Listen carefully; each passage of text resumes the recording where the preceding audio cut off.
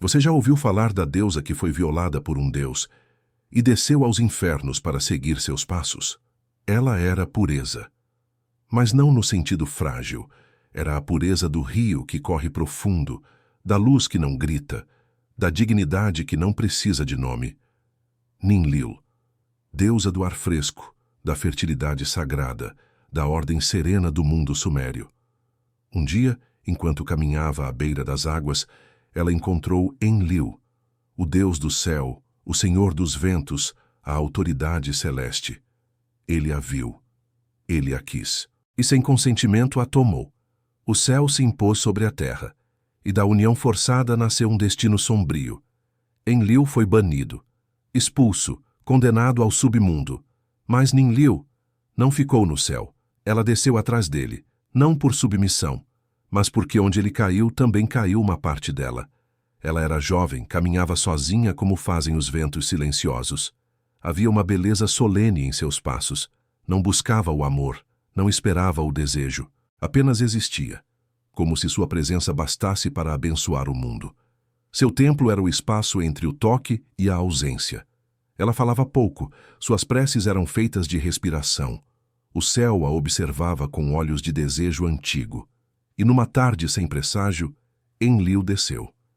Ele não pediu, não honrou, apenas tomou. A lenda o suaviza.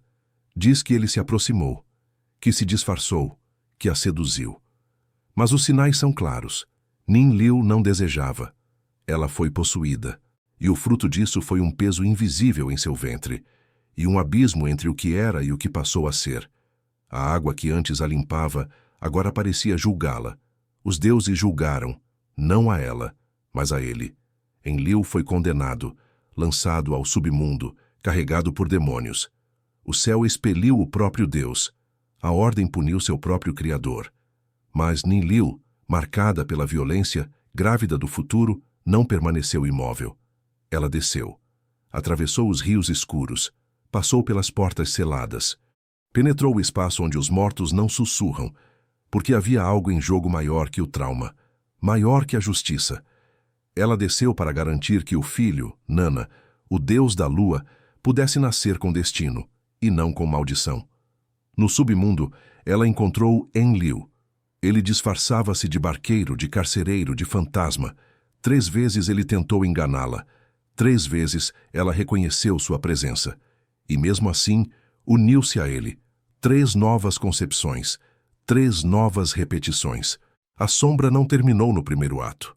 E Ninlil não fugiu. Porque ela compreendia algo que poucos entendem, que há tragédias que não podem ser desfeitas, mas podem ser transformadas. Ela não o perdoou, mas o olhou, e no olhar havia um pacto silencioso, não de submissão, mas de reordenação. O mundo precisava de Nana, o ciclo da lua, o fluxo da noite, a fertilidade da mulher. E para isso, ela precisou sangrar, e seguiu sangrando, até que a noite pariu a luz. No submundo, ela não apenas caminhou, ela permaneceu.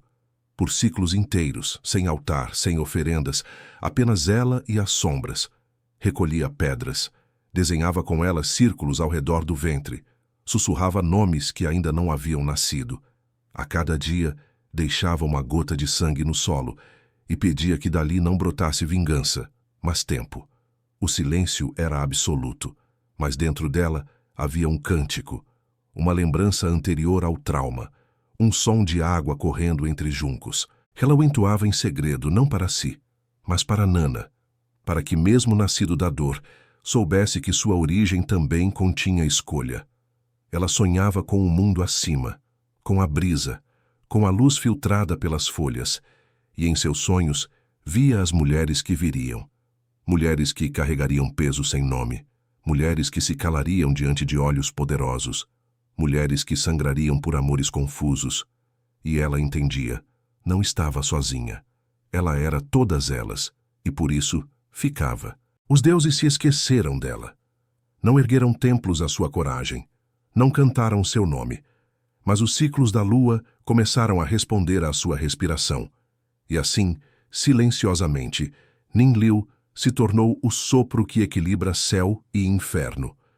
o fluxo oculto que sustenta o mundo. Quando enfim retornou, Nana nasceu, com olhos de prata e silêncio nos lábios. Era uma criança lunar, não feita para o barulho do dia, mas para o mistério da noite. Ninlil o amamentava em silêncio.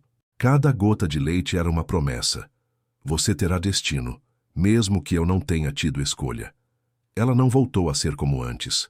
Não há retorno após o abismo, mas ela caminhava de novo entre os vivos. E toda vez que a lua surgia, era como se o ventre da noite dissesse: ela venceu. Mas a memória do submundo não se desfaz com a luz. Ela vive nos ossos, nos silêncios longos entre respirações. Havia noites em que Ninlil acordava em sobressalto. Mesmo entre véus de linho e perfumes sagrados, sentia o cheiro do breu, o toque frio da ausência. Seu corpo lembrava. Seu ventre apertava em espasmos, não de dor, mas de verdade. Porque o corpo carrega aquilo que a alma não consegue nomear. Ela começou a ensinar às sacerdotisas sobre os ciclos da sombra. Mostrava como reconhecer os sinais antes do rompimento. Como respirar quando o mundo tenta entrar sem permissão. Como usar o olhar como lâmina, não para atacar, mas para impedir que o caos avance sem ser visto. Seus ensinamentos não eram feitos de leis, eram feitos de gestos, de pequenos rituais, sentar sobre a terra, mergulhar os pés na água escura, falar o próprio nome até que ele soe como proteção. Ela dizia: tudo o que nos atravessa deixa um eco. Ouça, mas não se torne o eco. Um dia uma jovem sacerdotisa perguntou: por que você voltou, senhora? Por que desceu? E Ninlil respondeu sem drama: porque onde ele me quebrou, eu precisava plantar algo novo. Essa é a lição de Ninlil, que o trauma não é o fim, mas a travessia. Que a dor não deve ser negada nem romantizada, mas acolhida, respirada e, aos poucos, transformada em linguagem, em força, em caminho. Ela não queria templos, mas os ciclos da lua continuaram. E com cada fase, mulheres em diferentes tempos começaram a sentir sua presença. No sangue que vem e vai, no desejo que se impõe, na raiva que pulsa sem culpa, na coragem de descer e depois voltar. Ninlil é o ventre que não esquece, a ferida que não paralisa, a deusa que soube seguir mesmo quando o caminho era feito do mesmo material que a destruição. Se você chegou até aqui, é porque também já foi cortado por forças que não escolheu. Já teve que transformar silêncio em fala, dor em gesto. O mitoverso existe para isso, para que os mitos nos devolvam a coragem de encarar a própria escuridão com os olhos abertos. Se isso te tocou, inscreva-se, ative o sino. E nos comentários diga: qual parte sua desceu ao submundo e está voltando agora? Porque no mitoverso, os deuses não são perfeitos, são os que ousaram continuar, mesmo quando já não sabiam quem eram.